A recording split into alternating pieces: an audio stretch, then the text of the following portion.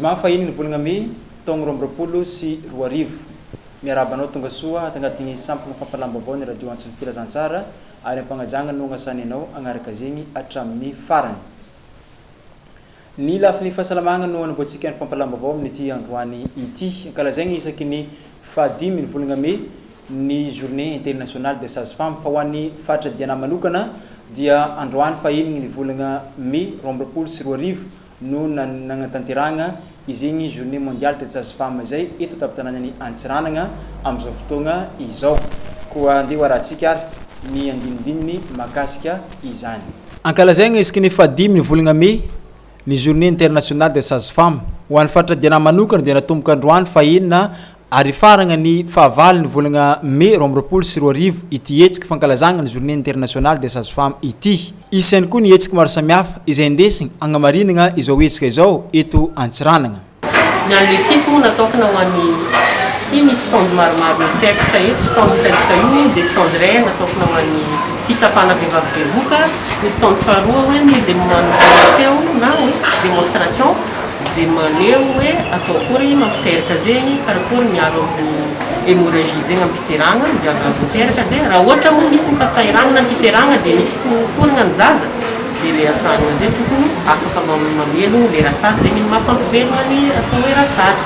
Dia misy stand fahatelo koa zay hitantsika hoe magnaseho ino aby ny asan-drasazy dia inino ny activité izay famerana amin'ny rasazy teto Antsiranana sy teto amin'ny fampisadiana. Dia misy stand faefatra io hitantsika tsara fa mbola miady amin'ny Covid-19 atsika hatramin'izao dia misy vaccin Covid-19 izay atao amin'ny stand faefatra. Ankoatra zay ihany koa dia mijoro ary magnaraka ny lamigny tokony ho izy ny ordre régional des sages-femmes eto tapitananany Antsiranana. Raha misy ny ordre régional eto Ampasadiana dia ny national moa efa fantatsika drafy fa manana ordre national des sages-femmes izay siège-nany ao Antananarivo ny national. Dia ny régional moa misy bureautsika izay atao amin'ny CSB Tanambo.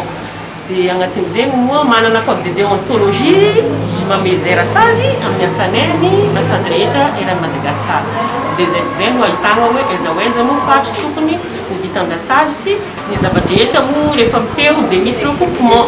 Dia ao anatin'izegny moa mijoro tsara ny ordre dia afaka ny ordre no manao recoupement ny zavatra rehetra izay mandalo raha misy ny fitoroenan-drasazy na misy ny zavatra nataon-drasazy tsy mety. Fa tsy maintsy miaro ny ordre ao anatin'izegny dia ataony recoupement dia arakaraka ny fahazahoana ny recoupement jiaby rehetrarehetra miseho no andesina ny rehetra tokony hiresy.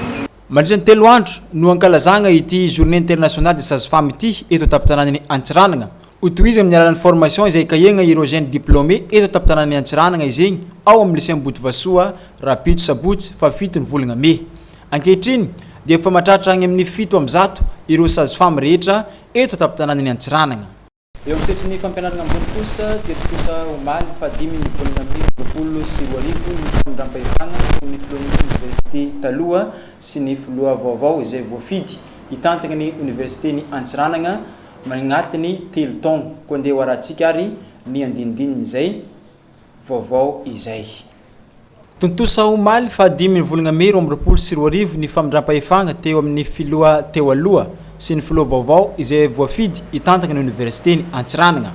Vognona mali ny olagna misy ao amin'ny université ny Antsiranana ity filoha vaovao ity raha nitafa tampanao gazety omaly fahadimy ny volagna me.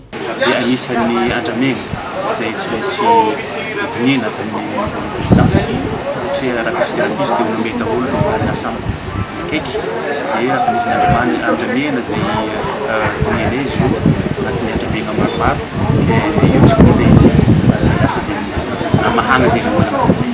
Araka le voateny teo mbola vonianina ndreny fitantagnana tanteraka mbola ho isy ny fampiresana amin'ny ambaratonga jiaby anatin'ny université ato. Ny CSS ny teneninao taloha izay mitokona amin'izao fotoana tsy mampianatra no ny fitekena zoro aza tegna koa fa eo koa ny fandrara azy mbola mitokona mbola tsy miasa anatin'ny université dia ho isy ny firesana sy ny fandrarana amin'ireo antoko alapana. Adidy izay napetraka tamin'ny fitantagnana université ary ezaka ny agname fahafaham-po ny agnatin'ny université sy ny mahanga zay olona zay mampandeha tsara ty université. Nandritra ity famindram-pahefagna ity dia nankasitrika amin'ny filoha teo aloha ary nampahery ihany koa ny filoha vaovao izay voafidy hitantana ny université ny Antsiranana ny gouverneur ny faritra Diana. Voalohany aloha miarabanao zegny tonga eo amin'ny sehatra ny fitondrana ny université adidy aman'andraikitry tsy mora ary koa zegny za mitsodrano anao aleo alasana vita be amin'ny adidy aman'andraikitry zay ny antsoroanao ny fitondram-panjakana moa hita akaikinao lalandava hagnampy anao amin'ny zay sehatra afahana magnano an'izay misaotra antsika jiaby.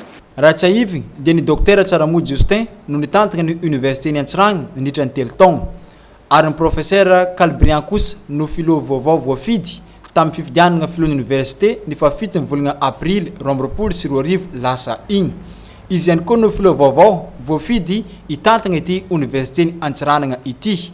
Magnoloana ireo toe-java-tsaratra maro samihafa ireo olona misy ao amin'ity université ity ary vognony ihany koa izy amany olona maro samihafa izay misy ao amin'ity université ity amin'ny alalan'ny fifampiresagna izay atao amin'ny isam-baratonga rehetra misy ao amin'ny université ny Antsiranana. Tapitra ny fampalambavaotsika tompoko lasy tompoko vavy ny namanao be mitombo alainy no nanokatra ny fampalambavao anao teto fa namanao erisolo kosa ny mikajy laty tekniky nampita ny vaovao tagny amin'ny toerana izay misy amin'ny tagny koa dia magnano veloma mandra-piona ho amin'ny rapitso indray veloma tompoko.